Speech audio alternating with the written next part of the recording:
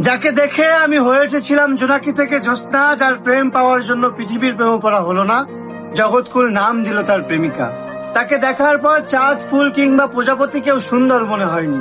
তাকে ভালোবাসবো বলে অন্য কাউকে ভালোবাসিনি, তবে সে হয়নি আমার অর্ধাঙ্গিনী। আহ, কি ছিল তার মহিমা! জগৎকুল নাম দিয়েছিল তার প্রেমিকা। সে তো হারায়নি, বরং আমি হারিয়েছি আমায়। সে বলেছিল ভালোবেসে পাল্টে দেব তোমায় বিচ্ছেদের জামানায়। আহা, এর বিপরীতে আমার মুখে সিগারেট আর কবিতাই মানায়। ভালোবেসে হারালাম আমায়। তাকে করা স্পর্শ অথবা তার করা ক্ষিপ্র চুম্বন যেন আজও লেগে আছে ঠোঁটের কোণে। শুধু নেই সে অনামিকা, যার নাম দিয়েছিল জগৎকুল প্রেমিকা।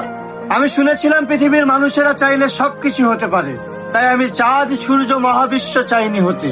শুধু চেয়েছিলাম এক জনম তোমায় ভালোবেসে যেতে।